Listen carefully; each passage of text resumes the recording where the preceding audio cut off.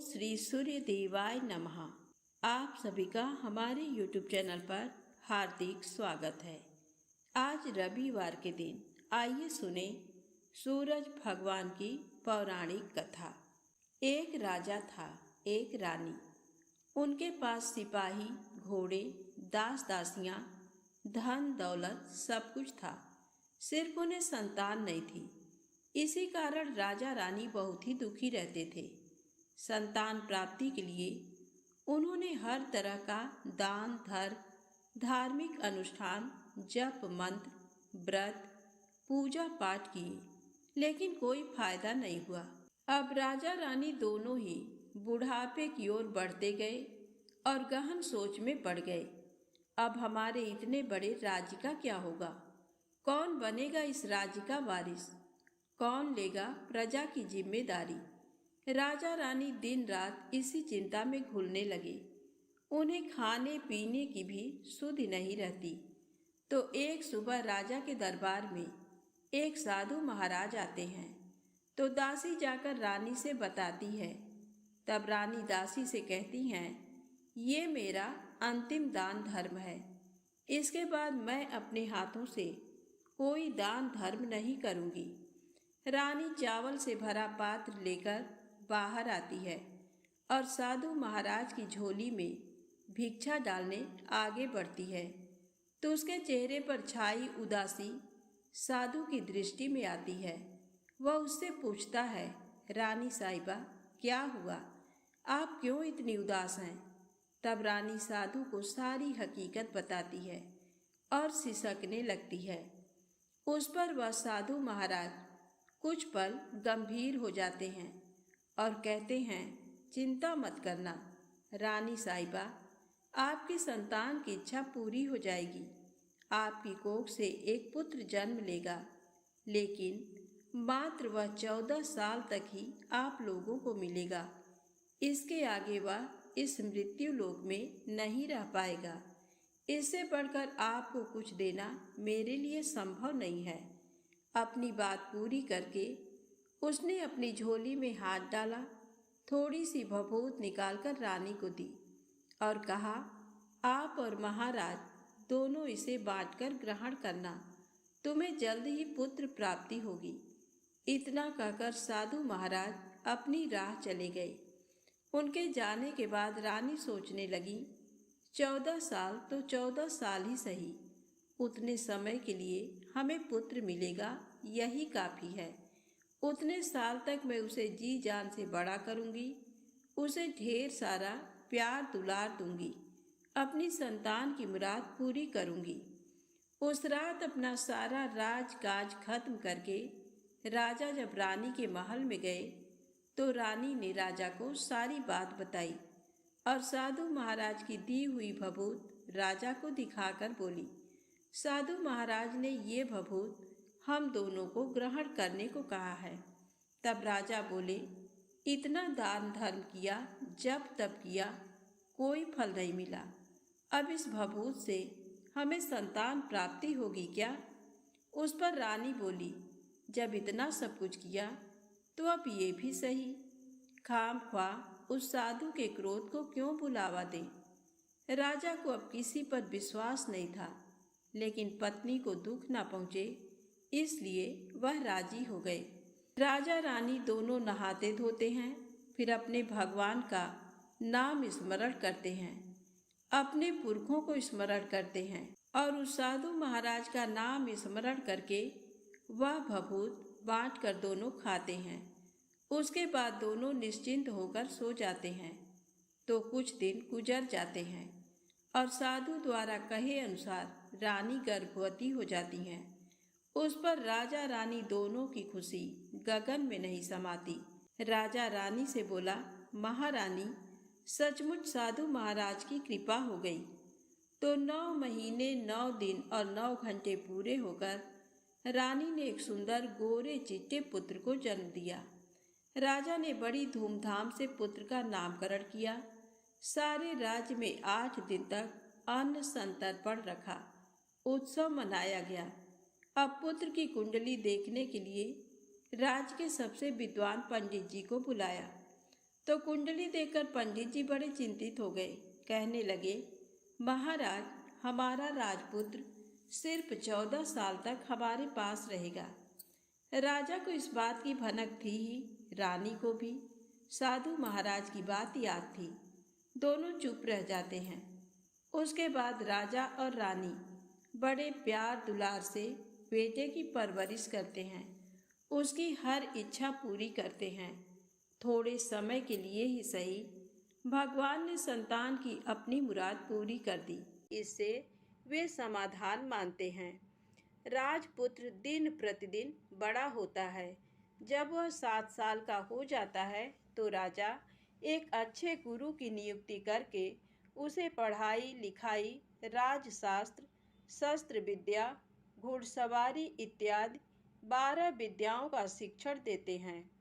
जब वह सब शास्त्र विद्या में पारंगत हो जाता है और 12 साल की उम्र का हो जाता है, तब एक अच्छी सी राजकन्या खोजकर उसकी शादी कर देते हैं। तो 2 और साल बीत जाते हैं। बेटा 14 साल का हो जाता है। एक दिन राजपुत्र राजा से बोलता है, पिताजी, मैं अपना सारा राज्य घूमकर देखना चाहता हूँ। आज तक मैंने सिर्फ इस रजवाड़े के अतिरिक्त कुछ नहीं देखा है। बेटे की बात सुनकर राजा चिंतित हो जाता है, क्योंकि पुत्र को 14वां साल शुरू हुआ था। अब कोई अनहोनी होने का वक्त नजदीक आ पहुंचा था, लेकिन राजा ये सब बातें पुत्र को बता नहीं सकता था। वह क्या करता है कि चेहरे पर खुशी लाकर बेटे से कहता है, हाँ हाँ, जरूर जाओ बेटा, तुम्हें अपना सारा राज्य घूम कर देखना चाहिए। कहाँ क्या है ये सब जानना चाहिए। कल मेरे बाद तुम्ही को तो राजा बनना है। मात्र एक बात का ध्यान रखें, तुम जहाँ जा रहे हो, क्या कर रहे हो, ये बात अपनी पत्नी को नहीं बताना। पुत्र कहता है, ठीक है पिताजी, आपने जो कहा है मैं वैसा ही करूँगा। राजपुत्र दिन भर अपनी पत्नी के साथ मौज मस्ती करता है, खुशियाँ मनाता है और रात को ठीक 12 बजे बिस्तर से उठकर बाहर चला जाता है। फिर पौ फटने से पहले वापस अपने महल में आकर सो जाता है। ऐसे बहुत दिनों तक चलता रहा। अब पुत्र का 14वां साल खत्म होने में कुछ दिन ही बाकी रहते हैं। इतने में उसकी पत्नी यानी छोटी रानी रात में जाग जाती हैं। वह देखती हैं कि बिस्तर पर राजपुत्र नहीं है। वह महल में सब जगह देखती हैं, तो राजपुत्र कहीं भी नजर नहीं आता। तो वह क्या करेगी, किससे कहेगी? वह चुपचाप रहती है। फिर भोर होने पर वह देखती है कि उसका पति अपनी जगह सोया हुआ है। वह पति से कुछ नहीं पूछती, लेकिन दूसरी रात भी वैसे ही होता है। तीसरी रात, चौथी रात, ऐसे बहुत दिन तक चलता है। रानी बहुत ही चिंतित हो जाती है। पति रात को जाता कहाँ है, किससे मिलने जाता है? उसके मन में ढेर सारे सवाल उठते हैं, लेकिन उसे पूछने में डर लगता है। शायद पति गुस्सा कर बैठे। सास ससुर से पूछने के बारे में सोचा तो उसकी कुल मर्यादा बीच में आ जाती थी। तो इस तरह मन ही मन वह कुढ़ती रहती थी। इस हालत में उसे खाने पीने में दिलचस्पी नहीं होती। वह दुबली पतली हो जाती है। तो उस राज्य में फूल बेचने वाली एक बूढ़ी मालिन थी। वह हमेशा छोटी रानी को फूल देने उसके महल में आती थी। उस बुढ़िया का ध्यान छोटी रानी पर जाता है। वह उससे पूछती है, बेटी, तुम्हें किस बात का दुख है? तुम इस तरह सूखकर कांटा क्यों बनी हो?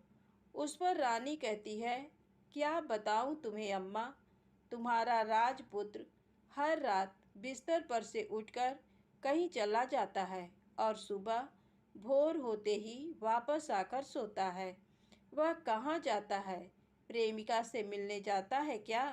ये सोच सोचकर मैं अन्न जल ग्रहण नहीं कर पाती और सूख सूख कर इस तरह कांटा बन गई हूँ। बुढ़िया सब बात सुनकर उसे एक उपाय बताती है। तो बेटी ऐसा करना, आज रात तुम सोना मत। उसके पीछे जाकर देखना कि वह कहाँ जाता है, क्या करता है। उसकी अच्छी तरह से पहरेदारी करना। पर मुझे नींद आ गई तो तुम्हें नींद ना आए, इसलिए एक काम करना। अपने बाएं हाथ की उंगली में एक जख्म करना, उस पर थोड़ी सी मिर्च छिड़कना।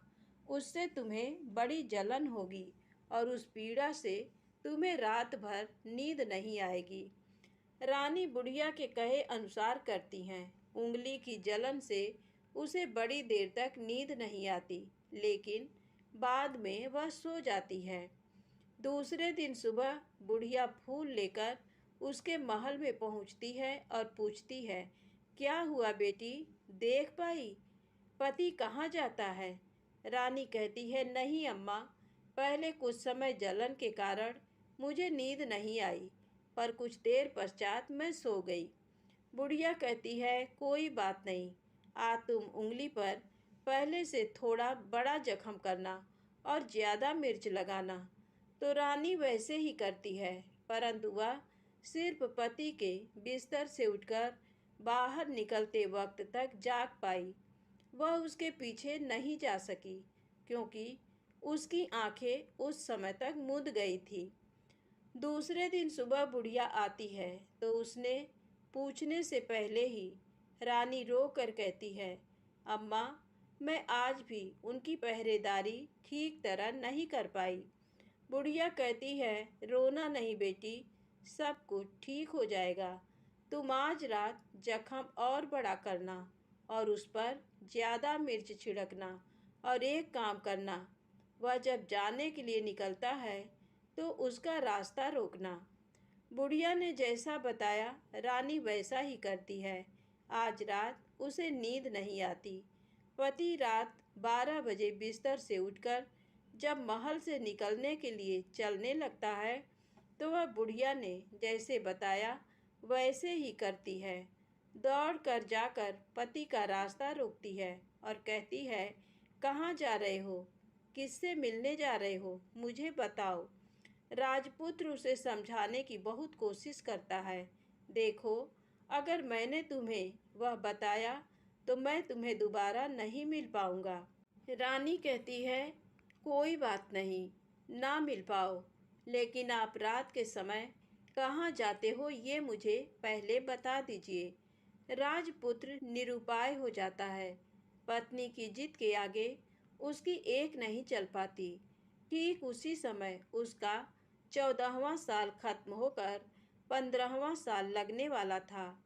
जो होता है वह हो जाने दो, वह सोचता है, और कुछ चावल मंत्रों से सिद्ध करके पत्नी को देकर कहता है, इन चावलों के दानों को दोनों हाथों की मुट्ठी में पकड़ना। पहले दाएं हाथ में पकड़े चावल मेरे ऊपर फेंकना। मैं कौन हूँ तुम्हें पता चल जाएगा। बाद में बाएं हाथ में पकड़े चावल मेरे ऊपर फेंकना। मैं जैसा था तुम्हें मिल जाऊंगा, लेकिन यदि तुम बाएं हाथ के चावल मेरे ऊपर फेंकना भूल गई तो मैं तुम्हें कभी नहीं मिल पाऊंगा। रानी ने कहा, नहीं भूलूंगी। रानी बड़े आत्मविश्वास के साथ कहकर दाएं हाथ में पकड़े चावल पति के ऊपर फेंक देती है तो राजपुत्र एकदम एक विशाल घोड़ा बन जाता है। एकदम उम्दा, सफ़ेद, गर्दन पर लंबी अयाल। देखते देखते वह तेजी से दौड़ने लगता है। रानी उस घोड़े को एकदम भौचक्की होकर देखने लगती है और पति ने बाएं हाथ के चावल फेंकने की जो बात कही थी वह भूल जाती है। उसकी आंखों के सामने घोड़ा महल से बाहर निकलकर चला जाता है। घोड़ा जो महल से बाहर जाता है तो वापस नहीं आता। अब रानी को बड़ा पश्चाताप होता है। वह स्वयं को कोसने लगती है, लेकिन अब उसका कोई फायदा नहीं होने वाला था। राजपुत्र अब वापस नहीं आने वाला था। सुबह होते ही महाराजा महारानी को सब बात पता चलती है। उन्हें बहुत दुख होता है। वे बिस्तर पकड़ते हैं और राह देखते हैं कि एक दिन उनका बेटा वापस आ जाए। इस तरह 1 महीना गुजरता है, 2 महीने गुजरते हैं, 3 महीने गुजरते हैं, आखिर 6 महीने पूरे होते हैं। राजपुत्र का कोई अता पता नहीं लगता। प्रधान राजपुत्र को ढूंढने के लिए राज्य के गांव-गांव सिपाही भेजता है, लेकिन उन्हें कोई सफलता नहीं मिलती। इधर रानी अपनी हठ के कारण पति गायब हो गया ये सोचकर स्वयं को मन ही मन कोसती हैं और प्रण लेती हैं कि कुछ भी करके पति को ढूंढ लाएंगी और उसे वापस घर लेकर आएंगी। एक दिन वह सुबह उठकर सास ससुर के महल में जाती हैं और कहती है कि मैं अपने पति की खोज में जा रही हूँ। महाराजा महारानी को और क्या चाहिए था, कुछ भी करके उनका बेटा उन्हें वापस मिलना चाहिए था।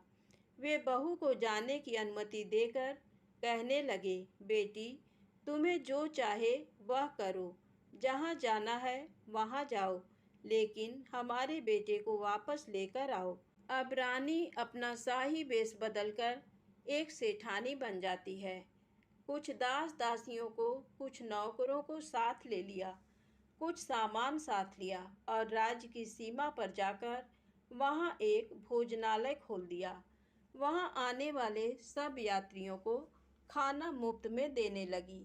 मात्र एक शर्त रखी कि खाने वाले को उसकी देखी कोई अजीब चीज उसकी मालकिन को यानी राजकन्या को बतानी पड़ेगी। तो वहाँ आने वाला हर नागरिक अपनी तरफ से मैंने ये देखा, मैंने वह देखा कहकर वहाँ से मुफ्त खाना खाकर जाता था। परंतु रानी को जो बात चाहिए थी वह अब तक मिली नहीं थी। ऐसे ही कुछ दिन बीत गए तो इधर क्या होता है कि रानी के महल में फूल लेकर जाने वाली बुढ़िया के एक बेटा और बहू थे। उनका एक छोटा बेटा था, यानी बुढ़िया का एक पोता था। तो बेटा और बहू सुबह काम के लिए निकलते थे तो पोते को संभालने की जिम्मेदारी बुढ़िया पर रहती थी। बुढ़िया दिन भर पोते को संभालती थी। एक दिन बुढ़िया को पान खाने की आदत थी तो पान लगाने के लिए चूना चाहिए था। वह उसे तैयार करने के लिए सीपियाँ लेकर आई। इन सीपियों को भूनने के लिए गोबर के कंडे चाहिए थे। कंडे इकट्ठा करने के लिए वह बांस की टोकरी लेकर चरवाहे के मैदान में गई। वहाँ बहुत सारे कंडे थे। उन्हें जमा करते करते उसे घर आने में अंधेरा हो गया। इस ओर शाम होते ही काम से वापस बेटा बहू घर पहुँचे तो देखा कि बच्चा घर पर अकेला है और रो रहा है। वे दोनों गुस्से से लाल पीले हो गए। इतने में बुढ़िया घर आ पहुंची। बेटा ने पूछा, पोते को घर अकेला छोड़कर कहाँ गई थी? बुढ़िया बताने लगी कि मैं गोबर के कंडे इकट्ठे करने गई थी। इस पर बेटा बोला, दोबारा बच्चे को अकेला घर पर छोड़कर यदि कहीं गई तो मैं तुम्हें बहुत पीटूंगा। बुढ़िया कहने लगी, नहीं बेटा, फिर कभी ऐसा नहीं करूंगी। लेकिन दूसरे ही दिन बुढ़िया वह बात भूल गई और फिर चरवाहे के मैदान पर कंडे इकट्ठा करने चली गई। शाम को जब बेटा बहू काम से वापस लौटे तो देखते हैं कि बच्चा घर पर अकेला है और रो रहा है। अब उसके बेटे की सहन शक्ति खत्म होने लगी और बुढ़िया के वापस आने पर उसे घर से निकाल दिया। बुढ़िया रात भर घर के बाहर अंधेरे में बैठी रही और सुबह होते ही हाथ में टोकरी लेकर कंडे इकट्ठा करने के लिए निकल गई। उस दिन उस पर कंडे इकट्ठा करने का मानो पागलपन सवार था। कंडे इकट्ठा करते करते कब अंधेरा छा गया उसे मालूम ही नहीं चला। उसे जब ध्यान आया तो गांव का रास्ता भी ठीक तरह से दिखाई नहीं दे रहा था। वह अंधेरे में आंखें फाड़कर देखती देखती किसी तरह आगे निकल पड़ी। तो होता क्या है कि एक कपिला गाय छन छन की आवाज़ करते, गले की घंटी बजाते ठुमक कर उस मैदान पर आ गई। उसे देखकर बुढ़िया सोचने लगी कि इस गाय के पीछे पीछे जाऊंगी तो गांव तक पहुंच जाऊंगी। तब बुढ़िया उसके पीछे पीछे जाने लगी। वह गाय क्या करती है कि उस मैदान से लेकर एक एक करके 6 मैदान पार करती है। आखिर में वह 7वें मैदान पर पहुंचती है।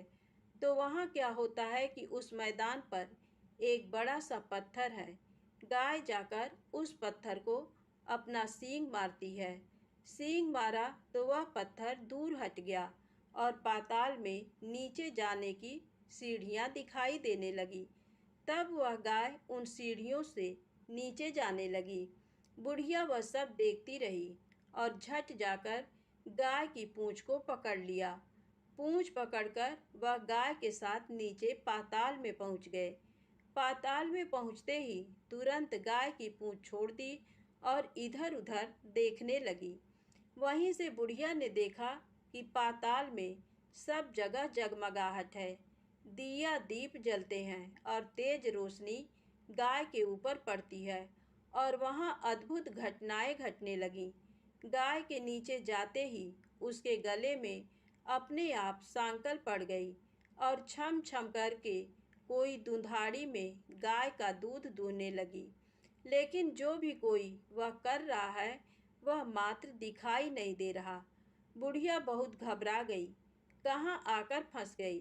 वह सोचने लगी और यहाँ वहाँ छिपने के लिए जगह ढूंढने लगी, लेकिन उसे कहीं भी जगह नहीं मिली। हर जगह उजाला ही उजाला था। तो वह यूं एक कोनों में खड़ी रह गई और जो कुछ सामने हो रहा था उसे चुपचाप देखने लगी। कुछ पल के बाद वहां झट से एक उम्दा सफेद घोड़ा आया। वहां 2 कुंड थे। उसमें से एक कुंड में उस घोड़े ने छलांग लगाई और ऊपर आ गया। अब उसे राजपुत्र का रूप प्राप्त हो गया। राजपुत्र बनने के बाद उसने दूसरे कुंड के पानी में स्नान किया। वहां रखे नए कपड़े पहने हैं। नजदीक ही एक सुंदर पलंग था। उस पर आकर वह बैठ गया। उसके सामने अपने आप 5 पकवानों की थाली आ गई। दूध की एक प्याली आ गई। पान सुपारी आ गए। उसके सामने एक दिया जलता रहा।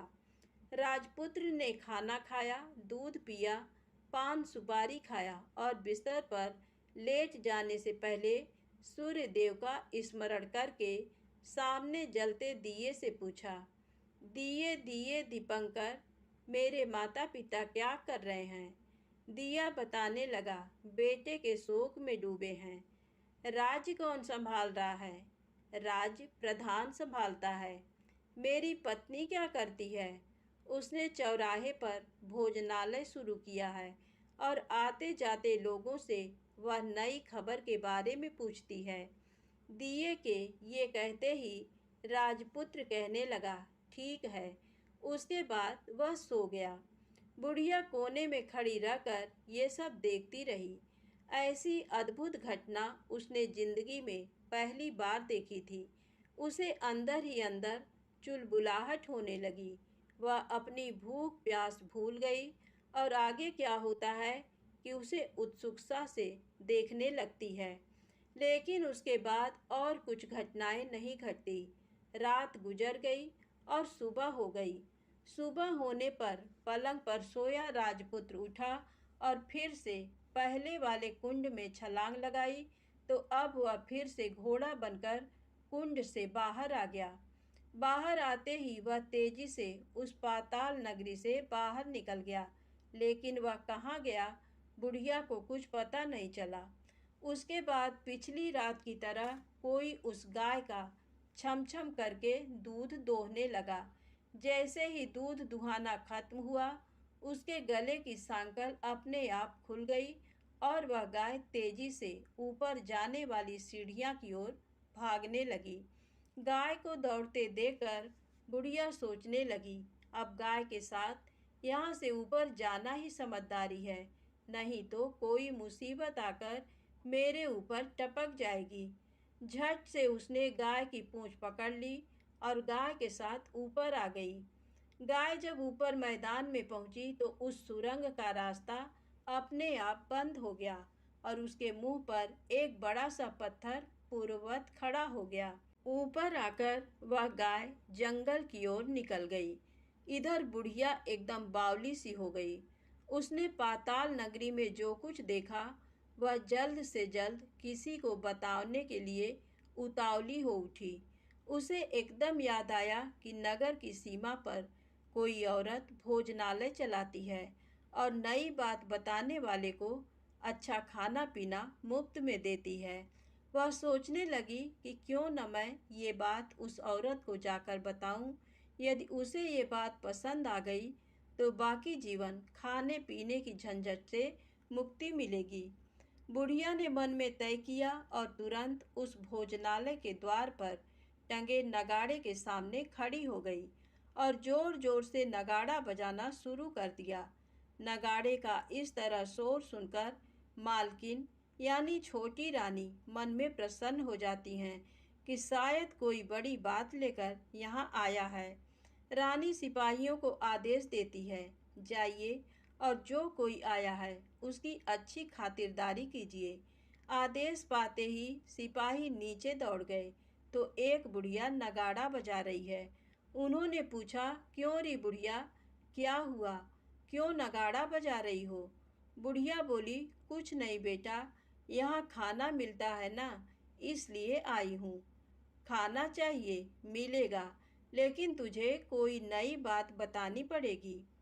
हाँ बताऊंगी, एक बात मालूम है मुझे। इस पर सिपाही उसे अंदर लेकर आए। उनको मालकिन का आदेश था कि जो कोई बूढ़ा बुजुर्ग वहाँ आए उनके साथ अच्छी तरह पेश आना, उनका अच्छा आदर आतिथ्य करना।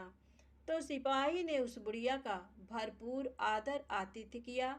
उसे बड़ी सी थाली भरकर व्यंजन परोसते हैं। बुढ़िया कुछ दिनों से भूखी थी, वह खाने पर टूट पड़ी।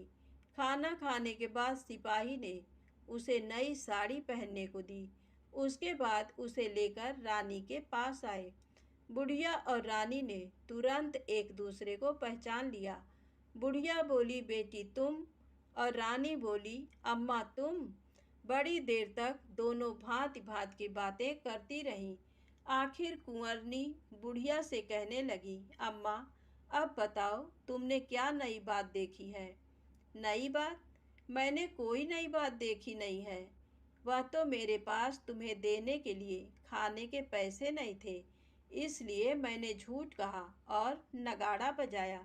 रानी ने कहा, अम्मा घबराना नहीं, मैं किसी को तुम्हारा नाम नहीं बताऊंगी। फिर भी बुढ़िया मैंने क्या देखा, कब देखा करके आनाकानी करने लगी। इस पर कुंवरनी ने उससे कहा, देखो अम्मा, यदि तुमने मुझे वह नई बात बताई तो जिंदगी भर मैं तुम्हारी देखभाल करूंगी और तुम्हें रानी माता की तरह रखूंगी। अब बुढ़िया बताने को तैयार हो गई। उसने जो कुछ उस चारागाह वाले मैदान पर देखा था वह सब कुछ कुंवर रानी को बता दिया।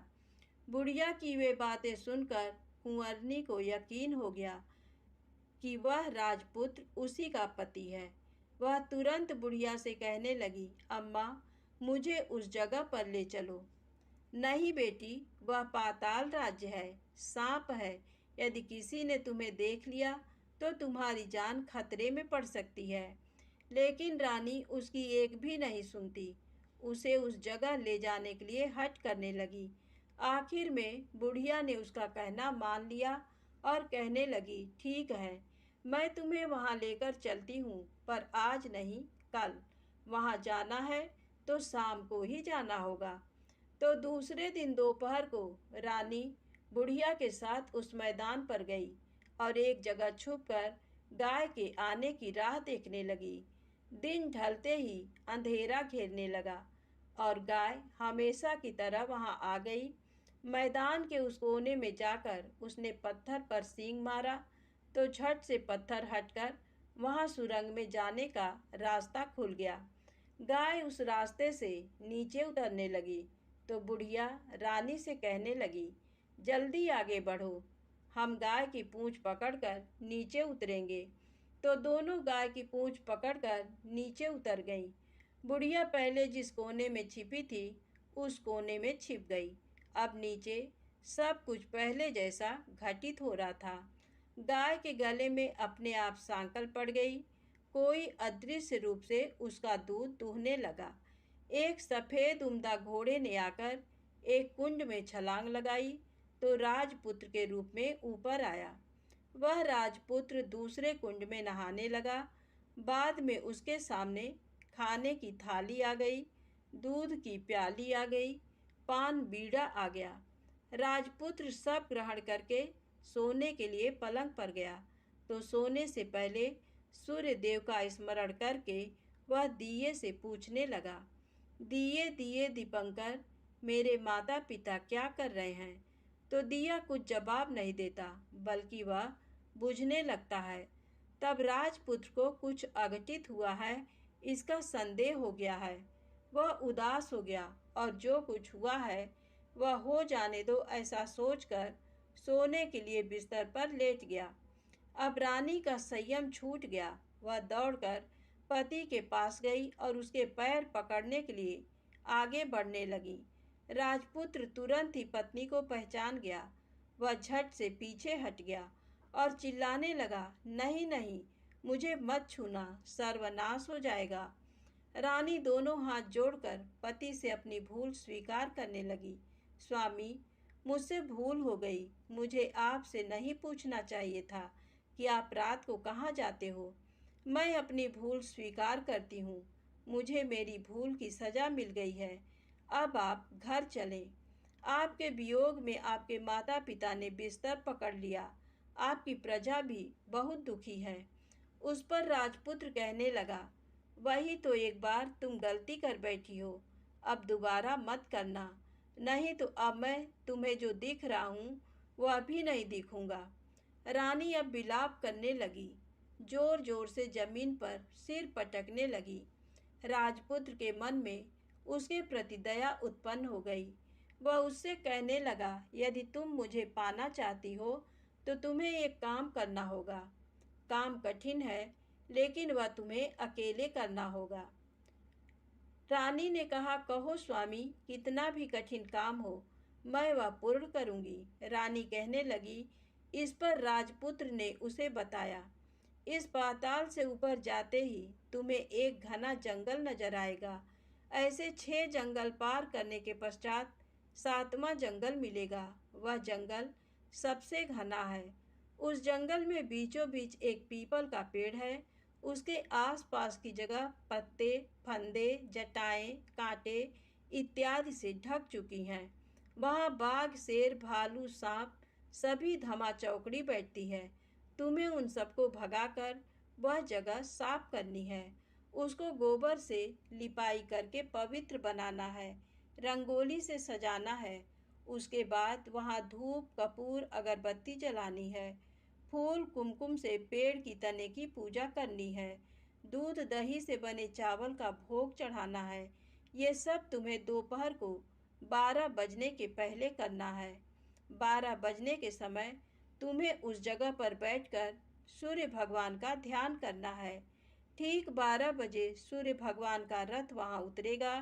वे वह सब देखकर खुश हो जाएंगे और कहेंगे, जिस किसी ने ये सब किया है उसे मैं मनचाहा फल दूंगा। तो तुम सामने जाकर उसके रथ का दाहिना घोड़ा मांगना, मैं तुम्हें मिल जाऊंगा। इतनी बात कहकर राजपुत्र अपने पलंग पर सो गया और छोटी रानी भोर होने की राह देखने लगी। भोर होते ही वह बुढ़िया के साथ गाय की पूंछ पकड़कर ऊपर आ गई। ऊपर आने के बाद वह बुढ़िया से कहने लगी, अम्मा, अब मैं अकेले ही आगे जाऊंगी, तुम भोजनालय वापस जाओ। वह जंगल में जाकर राजपुत्र की बताई जगह ढूंढने लगी और स्वयं आरी से वह जगह साफ कर दी। बाद में राजपुत्र ने जैसे बताया वैसी लिपाई पुताई करके वापस आ गई। दूसरे दिन पौ फटने से पहले उठी और जंगल में उस जगह पहुंची। वहां जाकर इत्र, गुलाब का पानी छिड़क कर वह जगह सुगंधित की। धूप अगरबत्ती जलाकर उसे पवित्र किया और पूजा की। सब सामग्री वहां तैयार रखकर सूर्य भगवान का ध्यान करने बैठ गई। जैसा कि पति ने बताया था, दोपहर को ठीक 12 बजे सूर्य भगवान का रथ उस पीपल के पेड़ पर आकर रुका है। सूर्य भगवान ने जब रथ से नीचे देखा तो सुगंधित वातावरण देखकर वे बहुत प्रसन्न हो गए। फिर वे बोले, जिस किसी ने ये काम किया है वह यहाँ आकर आज मुझसे कुछ भी मांगे, मैं उसे दे दूंगा। रानी ने जब ये शब्द सुने तो बिना समय गंवाए दौड़कर उनके सामने आ गई और उनको साष्टांग नमस्कार करके बोली, भगवान, वह मैं ही हूँ, मैंने ही ये जगह साफ की है। अच्छा, तो तुम्हें जो चाहिए वह मांगो। भगवान, मुझे मुझे आपके रथ का दाहिना घोड़ा चाहिए। सूर्य भगवान बोले, नहीं नहीं, मैं तुम्हें और कुछ भी दे सकता हूँ, लेकिन ये घोड़ा नहीं दे सकता। मेरे रथ के 12 घोड़े हैं, तुम चाहो तो कोई और घोड़ा मांग लो, लेकिन ये दाहिना घोड़ा नहीं, वह मैं तुम्हें नहीं दे सकता। छोटी रानी एक नहीं सुनी, वह सूर्यदेव से एक ही बात कह रही थी, वही दाहिना घोड़ा दे दीजिए, नहीं तो मैं आपके पैरों में गिरकर अपनी जान दे दूंगी। अब सूर्यदेव धर्म संकट में पड़ गए। उन्होंने वचन दे दिया था, अब अपने वचन से पलट भी तो नहीं सकते थे। तब सूरज भगवान ने बोला, मैंने तुम्हें घोड़ा दे दिया, लेकिन घोड़ा तो दिया है, वह तुम्हें यहाँ नहीं मिलेगा, तुम्हें उसे पाताल में जाकर लाना होगा। रानी बोली, पाताल में ही क्या भगवान, मैं उन्हें पाने के लिए कहीं भी जा सकती हूँ। रानी को वचन देकर सूर्यदेव अपने मार्ग चले गए और इधर रानी जंगल से अपने भोजनालय में आ गई। फिर वह बुढ़िया को लेकर उस मैदान पर आ गई। जल्दी ही शाम हो गई। शाम होते ही वहाँ वह गाय आ गई और उसने सींग मारकर सुरंग का पत्थर हटाया तथा नीचे उतरने लगी। रानी और बुढ़िया जल्दी जल्दी उसकी पूंछ पकड़कर नीचे उतर गईं। नीचे पाताल में सब घटनाएं पहले की तरह ही घटने लगीं। घोड़े का एक कुंड में नहाकर राजपुत्र बन जाना, नहा धोकर पलंग पर जाकर बैठना, तो उसे खाने की थाली, दूध की प्याली आना, पान बीड़ा आना। लेकिन आज एक बात नई घटी। आज दो दो थाली, दो दो दूध की प्याली, दो दो पान बीड़े उसके सामने आए। वह कुछ नहीं बोला। अपने हिस्से की थाली खाकर, दूध पीकर और पान बीड़ा चबाकर वह सोने चला गया और हमेशा की तरह दिए से पूछने लगा, दिए दिए दीपंकर, मेरे माता पिता क्या करते हैं?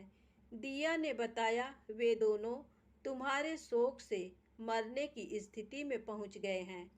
ऐसा झट से उसकी आंखों से आंसू टपकने लगे। फिर वह पूछने लगा, दिए दिए दीपंकर, मेरा राज्य कौन चला रहा है? तुम्हारा राज्य प्रधान चला रहा है और वह सब कुछ हड़प चुका है। वह प्रजा पर बहुत अत्याचार कर रहा है। सुनकर राजपुत्र को बहुत गुस्सा आया। वह गुस्से से अपनी मुट्ठी भींचने लगा। अब वह पूछने लगा, दिए दिए दीपंकर, मेरी पत्नी क्या कर रही है? अब दिया कुछ नहीं बोला, चुप रहा। अब रानी का संयम जवाब दे गया। वह दौड़कर पति के गले लग गई। अब मैं तुम्हें मिल गया, राजपुत्र कहने लगा। सच कहते हो, अब आप फिर से घोड़ा तो नहीं बनेंगे? नहीं, दोबारा घोड़ा नहीं बनूंगा। तुमने जो इतने सारे कष्ट उठाए हैं मुझे पाने के लिए, इसलिए सूर्यदेव ने मुझे सदा के लिए घोड़े के जन्म से मुक्त कर दिया है।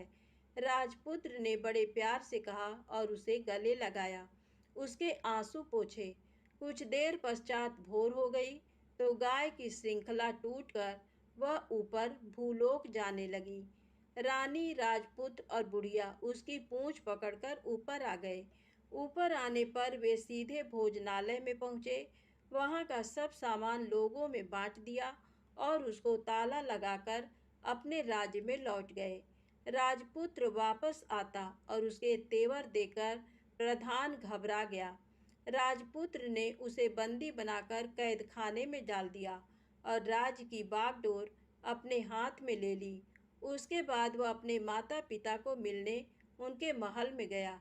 तब राजपुत्र क्या देखता है कि उसके माता पिता उसके शोक में अस्थिपंजर बने हुए हैं। पुत्र को वापस आया देखकर मरड़ा सन राजा रानी की आंखों से टप टप आंसू बहने लगे। इन दोनों ने पुत्र को गले लगाया, उसे प्यार से सहलाया। इतना होने के बाद उनके सेहत में एकदम सुधार आने लगा। वे अब बिस्तर से उठकर बैठ गए हैं। पुत्र को आशीष देने लगे। राजपुत्र के आने की खबर तुरंत राज्य भर में फैल गई।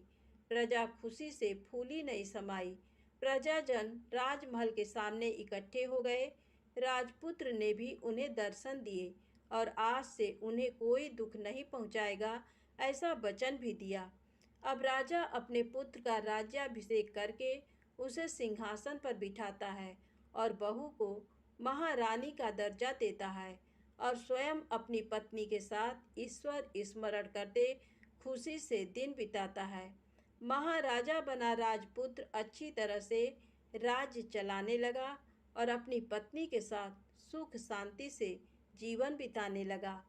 उस बुढ़िया को रानी ने अपने पास ही रख लिया। उसकी अच्छी तरह से देखभाल करने लगी। बुढ़िया और उसके बुढ़ापे के दिन खुशी से गुजरने लगे। प्रेम से बोले, सूरज भगवान की जय हो।